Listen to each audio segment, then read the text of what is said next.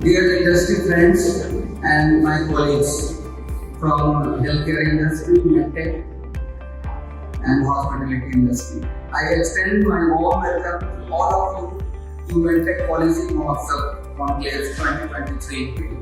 We have 4 panel discussion today to need to boost up R&D infrastructure gearing up for aspirational 50 million MedTech and economy. I am confident that takeaway of these deliberations will surely help MedTech policy making, as our panelists, speakers have valuable insights and foresight to share. As MedTech policy Mahotsav organizer, I feel privileged to be in August company of extraordinary MedTech visionary leaders and come yogis. I extend my heartfelt gratitude to Mr. Mahotsav as a chairman of this conference, Dr. Mahotsav as a co-chair for this conclave and advisory forum of GMAF, and Dr. Ravi for helping us to make it happen successfully.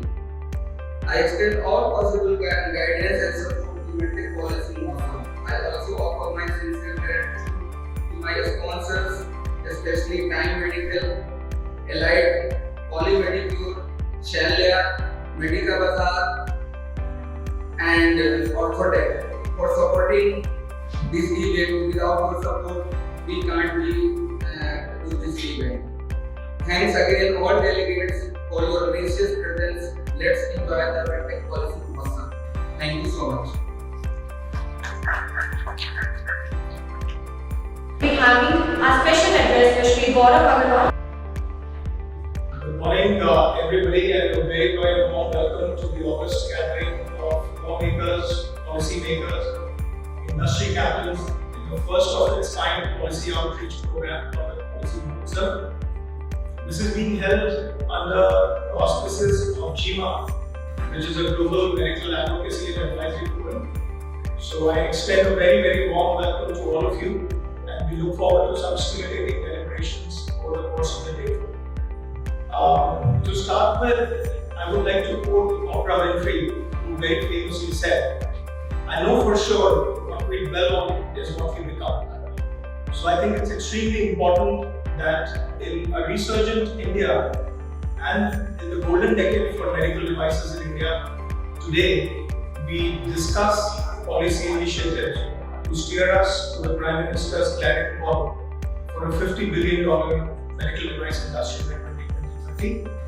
And I exhort all of you to contribute valuably towards that cause. The nucleus of deliberations today is the lofty goal of becoming a $50 billion industry by 2030, up from $11 billion, which is a compounded annual growth rate of 28%.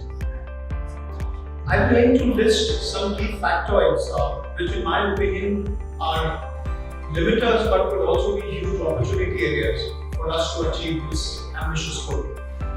The first is that as a country, we have one of the lowest per capita spend on R&D as a percentage of GDP. To put it in perspective, it is 0.7% compared to 1.4% of BRICS economies. And the fountainhead of medical innovation, Israel, has about 5% expenditure on R&D as a percentage of GDP. So I think this is a huge opportunity area. We have a panel dedicated for deliberations on how R&D can leapfrog the medical device industry to be a $50 billion economy. Another very important side of the story is the domestic consumption itself. You know, we have one of the lowest medical device consumption per capita at $3. And if we compare it to US, it's $415, and the global average is about $47 billion. $47. So we are right at the bottom of consumption of MedTech per capita. I think this needs to change, and I'm looking forward to some deliberations, especially in the MSME and investment sector, to see how that can foster. We also need to boost and incentivize exports because, as we are aware, the global market for medical device is over $500 billion, and we are under 2% of that as market share. We're $11 billion out of $500 billion. So 98.5% of the market for domestic producers is outside of India. So this is something that will also be deliberated upon today in one of the panels. And lastly, I think India's share in capital equipment, in high value capital equipment must increase. We have done extremely well in the lower end of the value chain for medical devices, but expensive medical equipment like CT scans, MRIs, linear accelerators, cath labs, we're just beginning to warm up to that ecosystem. I think as India's share of purchase in our hospital delivery cycle increases, we have a very good chance of achieving the lofty goal of $50 billion. Lastly, I think going from $11 to $50 billion would also mean looking westwards and looking outside India. To put it in perspective, we need to grow at $5.5 billion incremental every single year, which is about 50% of what the market currently is. One of the drivers and recommendations that we have at GMA is to look at Global South. If we look at even 50 countries in the Global South, and we have even 400 crores of import every year, that will be about half of our annual incremental revenue. So I warmly look forward to some stimulating deliberations we have out of communities from the policymakers, lawmakers, and industry captains. And I accord all of you a very warm welcome. Please enjoy the deliberations. Thank you once again. Thank you, Shri Gaurav Agarwalji. Next, we will be having a theme address by Dr. Mini Bodanwala. A very happy morning to all, and take this honor to welcome all of the dais and all the guests and delegates who are present here. I think we have made a significant progress in the MedTech courtesy to a very vibrant and an inclusive environment created and nurtured by the government policies in the last 1 decade.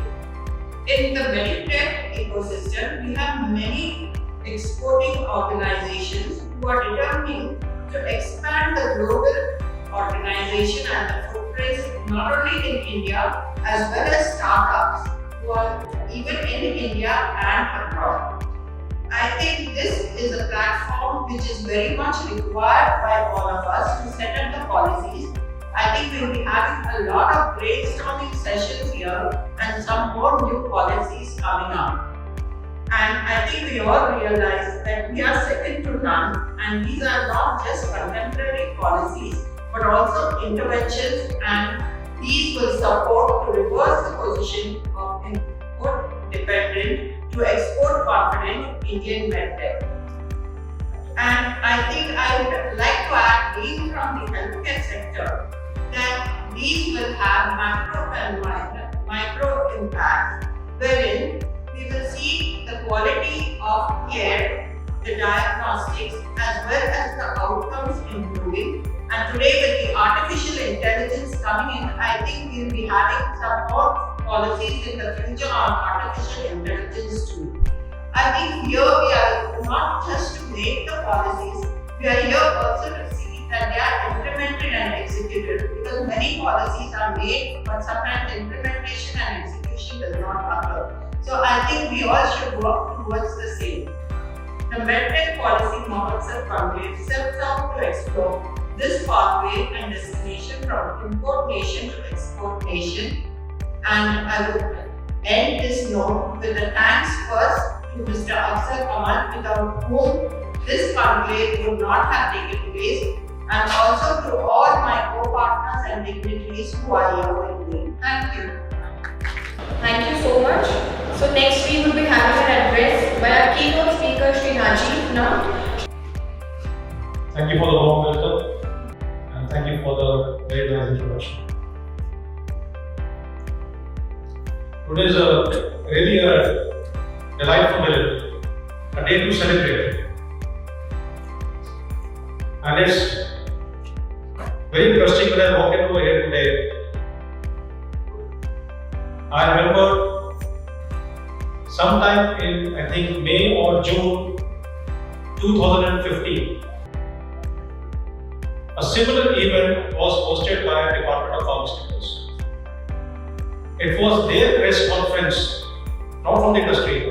Department of Pharma had held a press conference in the same forum over here to explain its draft policy on medical devices and pharma.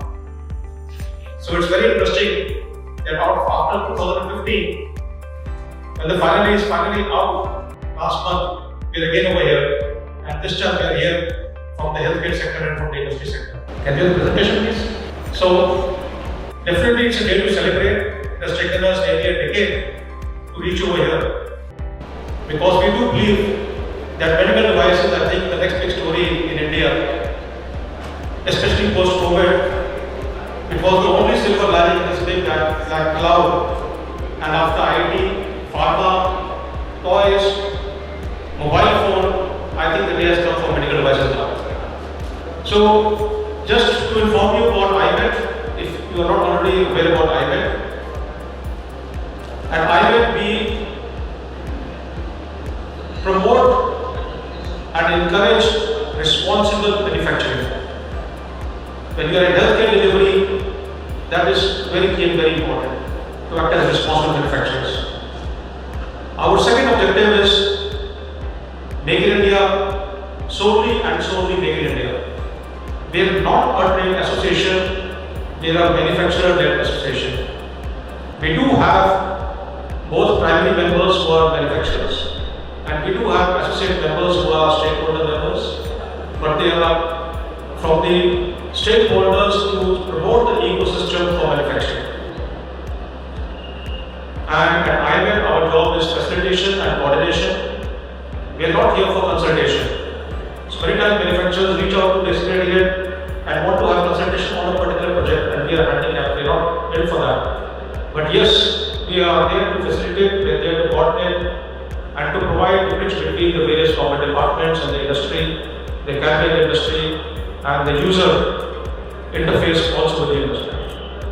Now, this is the India's import story, growing year on year. You are all familiar with it. This is the latest data. So now the good news is that this steep 41% increase of imports, which had went up the year before last to 16,000 crore rupees, has now slowed down and hovering at 61,000 crore rupees. And with the help of this partnership in this room over here, we hope from now on, this graph which has been going upwards will start going downwards from this year onwards. So next year when we meet, let's hope it's going to be a reversal that takes place over here in the real time. This is our performance on the export front. We are growing year by year. Even last year's exports went up by a healthy 16%. And we look forward. This is both exports and imports into perspective over here. And we would like to see the red, the imports, stalling and coming down the graph, and the blue going up faster and sharper. This is going to give you an idea as to the basket of imports coming in from various countries. The good news today I have to share with you is, for the first time, you can see a sharp fall in imports from China this year. So from nearly 13,000 crore rupees, which was up from 9,000 crore rupees the previous year, from 48% steep increase in COVID times, it has for the first time fallen down by about 3,000 crore rupees.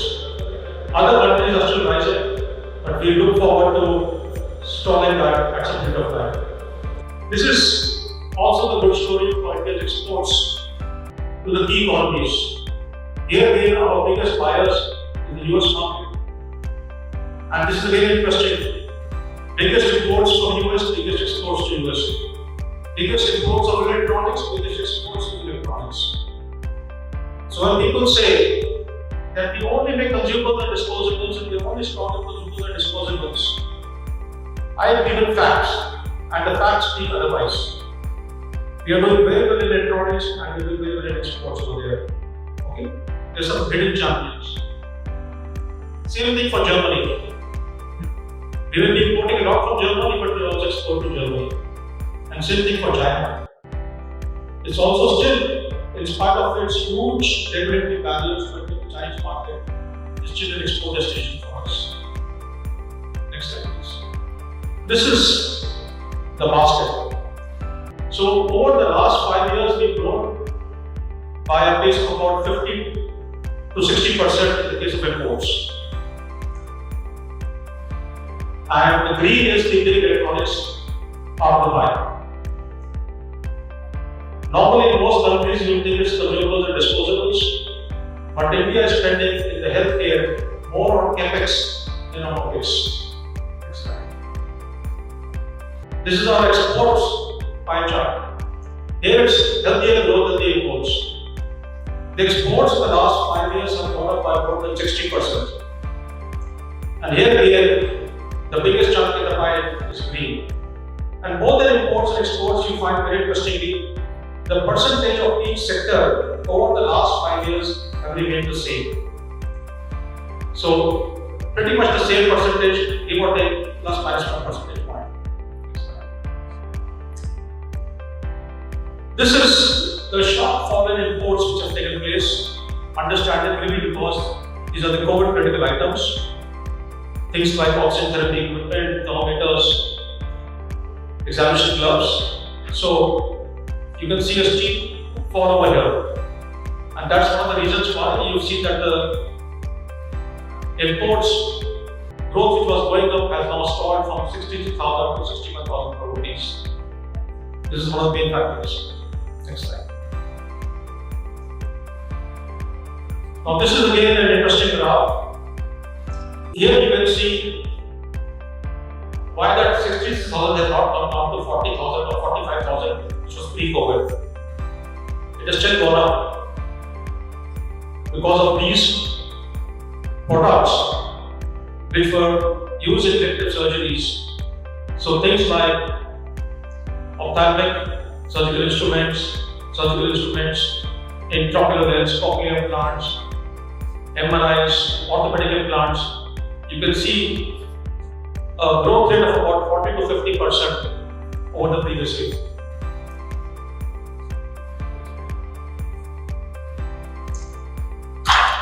This is a really interesting graph. It's a mix of various products, consumables, disposables, electronics.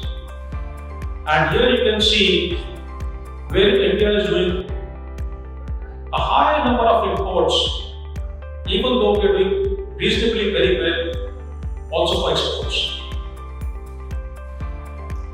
So you got something like an intraocular lens.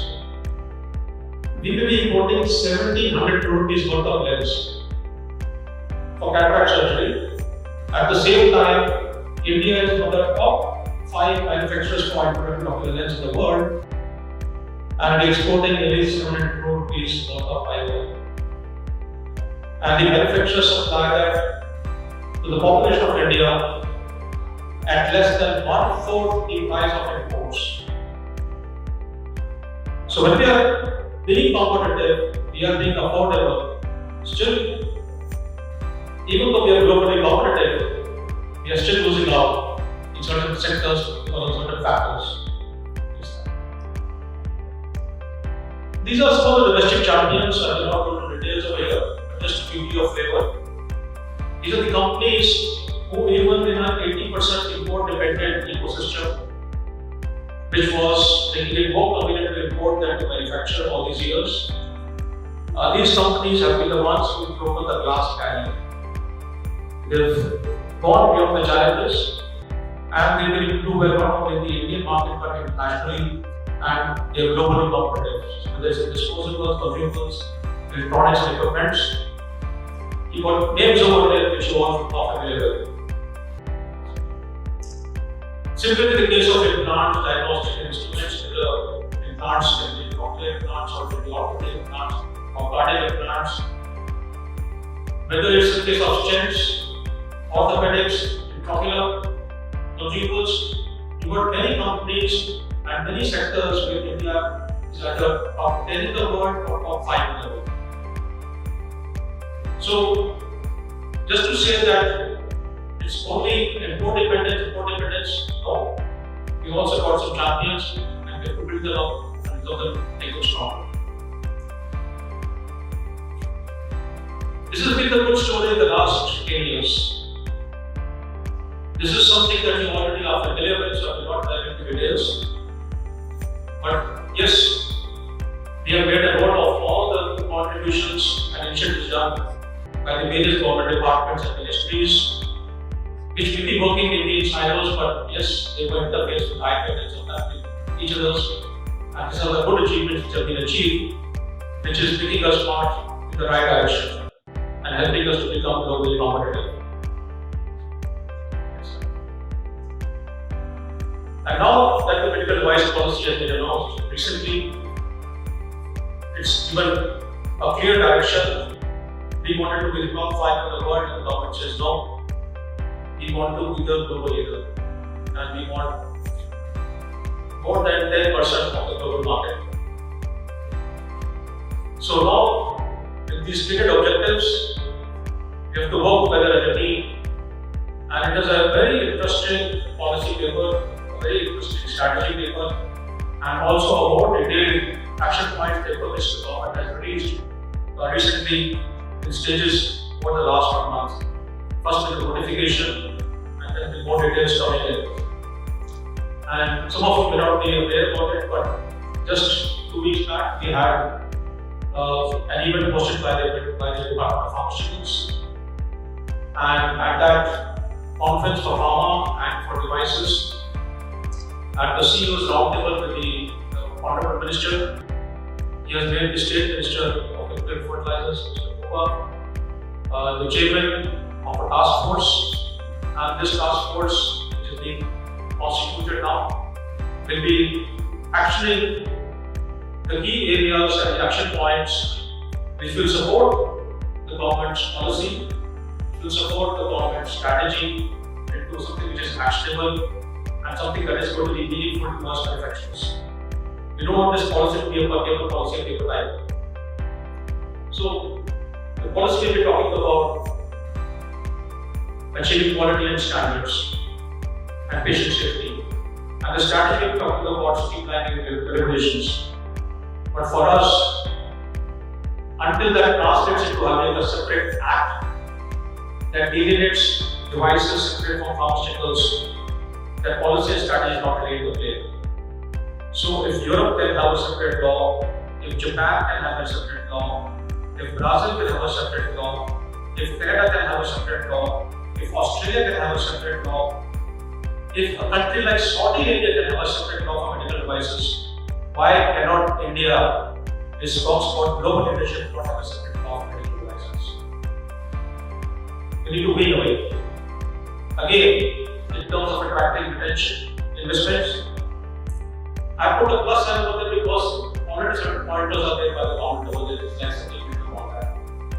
Very nice intentions, and we want them to be acted upon, but this is something that we want action for. And this is again something which the parliamentary committee also has recommended to the government, the separate law. So just tweaking and amendments and making a new act with your drugs combined will not help us. We need to win away. Like we have for food separately, devices separately, IUC is separate, Bicon devices. Same thing for attracting investments. Until the tariffs are corrected, we'll keep on importing.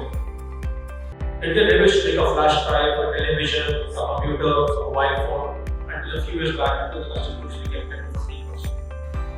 The biggest ask I hear from my members and today will be raised back again. So it's 5% and 0.5% of the job to pay. When will the government make it 10-15%? 5% PLI really doesn't help us. We don't want subsidies. We want to do business without subsidies. And this is the biggest demand, starting point for the tariff reduction model. Same thing is for cash flows. So we don't want subsidies. The biggest buyer is the government for us. If they stop putting CE marking, they stop putting FP in the tenders, they pay us in time, they say 1 month in GEM. Even GEM, though it's better than earlier times, it's still not perfect. If that 1 month becomes 1 month, my cash flow problem also. But if 1 month becomes 4 months and 2 months become 6 months, I'm in trouble. And we have seen healthy companies, I cannot take names over here, but who are in stress and they reach out to me. they were growing companies, and they were growing so rapidly. Because they were growing rapidly, they had a huge cash flow problem, and now they have struggled strongly, and they are up for sale, which is very, very unfair to the entrepreneurs doing over there. The government has also spoken to us about a revamped PLI scheme. So the PLI scheme is going to be revamped from the 4 devices that will be there in the hall, or the category of devices here in the hall. There are around 300 medical devices which were exempted from public procurement model. Out of these 350 odd devices which are exempted, the government has now entered a list and will form about 260 IVDs and medical devices, around 110 IVDs and about 150 medical devices. And they are not going to be come forward in a revamped PLI scheme shortly. So I would urge you to look at this 360 items medical devices list, which India does not make manufacturing of, and we need to start doing that. The next area is on enabling infrastructure about CapEx. And here again, the government just last week I have announced a power manufacturing facilities policy. Next slide, please.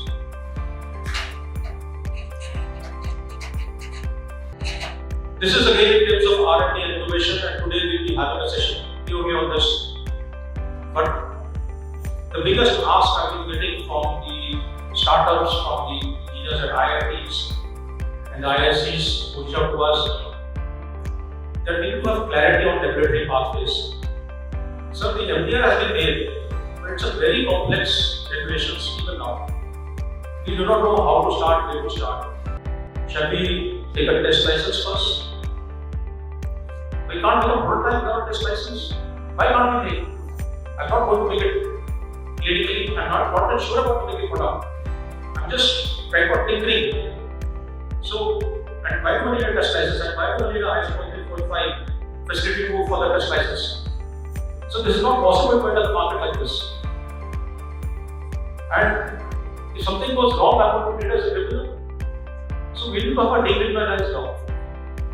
And these are the kind of things we will be delivering today afternoon, including things like HTA studies and clinical studies to show failure better. HRT is again nicely built with the policy paper and the strategy paper. The 9 words IITs are going to be revamped and the courses revamped. But I think most important is the education of the regulators and the auditors who will be displaying us. They need to have the right knowledge, because having incorrect knowledge to discipline manufacturers would be an incorrect and unfair thing to do. Building Brand India, being globally competitive is again very, very important. And like the Parliamentary Committee has recommended, going forward for auditing and support, this department needs to become one day the Department of Pharmaceutical and Medical Devices, and one day after that a separate department for devices. That's a vision, that's our hope. And with that, we can look forward to this huge cake over here. The investments come forward. We've got venture capitalists putting in the audience over here. They've been putting in money. They had companies hoping they will become unicorns tomorrow. And yes, why not? This is the opportunity we can see over here. And this can become 5x in 5 years' time. I'm very confident. With this, we can run with the lion and the proud manufacturers with their logo on our packaging, on our products, on our advertisements, that we make more than a 50% domestic content in India. Thank you.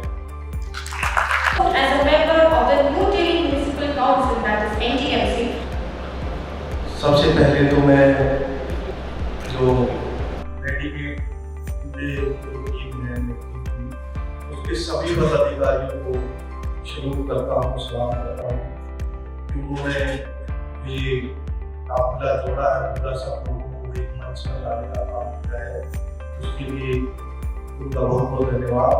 साथ ही मंच पर आसीन सभी मोहत्सव को, अधिकारी को, और मेरे सामने जितने भी मैं कहूँ तो है भगवान के बाद जो है जमीन के ऊपर आते हैं या मानव होने के जो सबसे बड़े इंजीनियर माने जाने वाले सभी डॉक्टर्स जो है इस फील्ड से सभी लोगों को जो है हाथ जोड़ के नमन करता हूँ, चरण वंदना करता हूँ आप लोगों की कि आप लोग जो है मानव जीवन के लिए इतना बड़ा काम करते हैं। और दूसरा जो मैं कहना चाहूँगा कि मुझे भी बहुत करीब से काम करने का दिल्ली सरकार के साथ मौका मिला। मैं हेल्थ का चेयरमैन भी रहा दिल्ली प्रदेश का। तो डॉक्टर्स और जो इस फील्ड से जुड़े लोग हैं, जो डेवलपमेंट किया गया, तो ये अभी आप लोगों ने कोरोना काल के अंदर जो आप लोगों ने करके दिखाया है, शायद ही उसकी जो है सोच नहीं सकते, क्योंकि जिस समय कोरोना का शुरू हुआ उस समय तो हम लोग तैयार भी नहीं थे, उस तरह के हमारे पास इक्विपमेंट नहीं थे, दवाइयाँ नहीं थी, पीपी किट नहीं थे। तो वो सब चीज जितना जल्दी और तेजी के साथ जो आप लोगों ने करके दिखाया, उसके लिए जो है आप लोगों को सब एक बात जो है अपने लिए एक बार तारीफ करते हैं।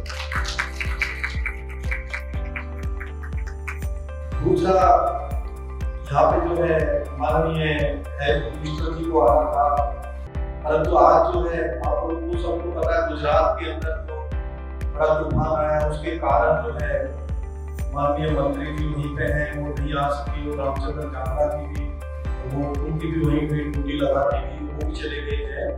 तो वो हमारे सीनियर लीडर हैं।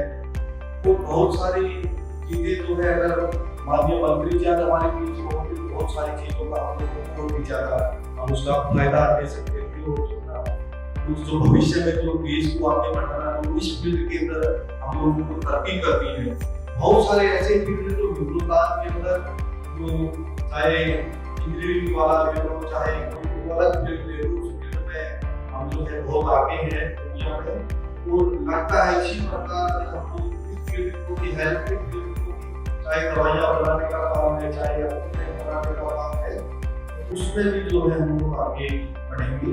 सरकार की अनेकों पॉलिसियाँ हैं, बहुत अच्छी पॉलिसियाँ हैं। कई बार कई जगह प्रदेश सरकार की नीतियों की वजह से या किसी न किसी कारणवश तरीके से हम लोग उसका पूर्ण रूप से सरकार का सहयोग नहीं ले पाते, तो कहीं न कहीं हमको उसमें परेशानी का सामना करना पड़ता है। मैं आप लोगों से निवेदन करता हूँ, मैं भी नरेंद्र भाई मोदी जी की टीम का एक छोटा सा सिपाही हूँ। कहीं न कहीं ऐसी कोई दिक्कत हो, कहीं किसी अधिकारी से मिलना हो, बात करनी हो या कोई मेरे लायक काम हो, तो आप लोग मुझे कभी भी बता सकते हैं और मेरी आप सेवाएं 24 घंटे। दूसरा मैं आपको बताऊं तो राजनीति मेरा कोई पेशा नहीं था। मैं भारतीय सेना के अंदर एक सिपाही था। जब मैं सिपाही था तो मैंने कारगिल युद्ध लड़ा, जो दराज सेक्टर के अंदर लड़ाई हुई, जो टाइगर हिल वाली लड़ाई, उस लड़ाई में शामिल था। मैं ग्रेनेडियर रेजिमेंट का सैनिक हूँ। उसके बाद जो है ना यूएन मिशन के अंदर काफी ऑपरेशन किए। मैं यूएन सेना का भी सैनिक रहा। 26/11 जो ताजमहल का हमला था, उस समय मैं एनएसजी के अंदर कमांडो की भूमिका में था। और जो मुंबई के अंदर जो कमांडो हेलीकॉप्टरों से ड्रॉप की गई, उसमें पहला commando.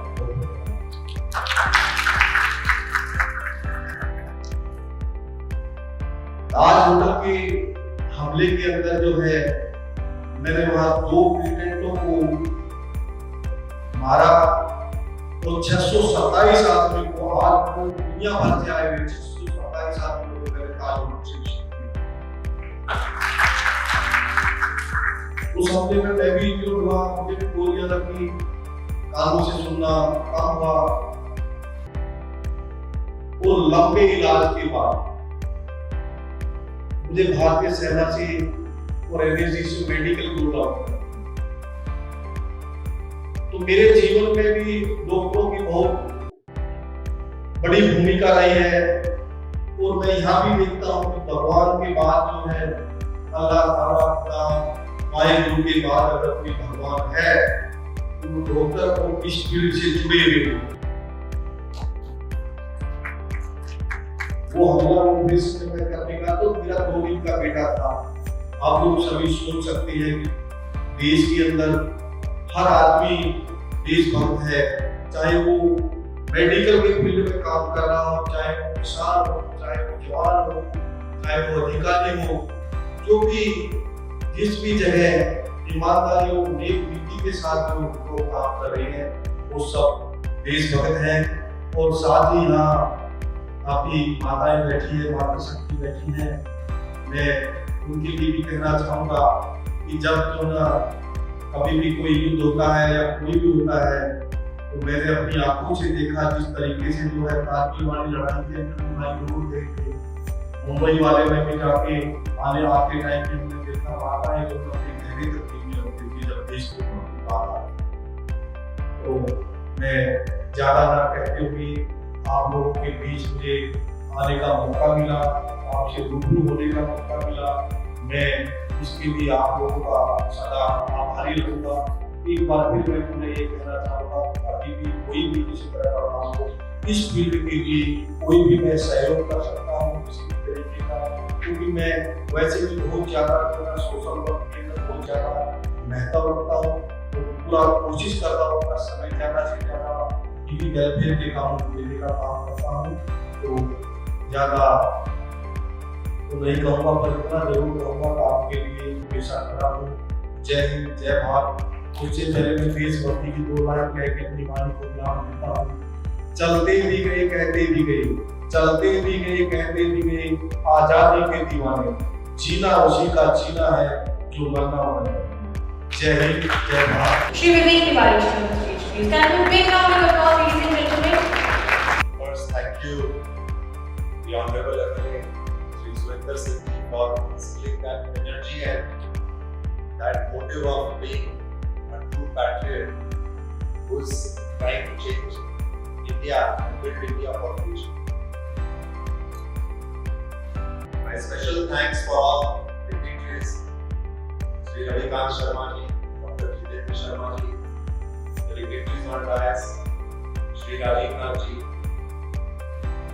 all industry friends, colleagues, and especially you friends from Germany who came all the way to attend this event. Dr. Veeravarman Sri, thank you so much for being part of this session.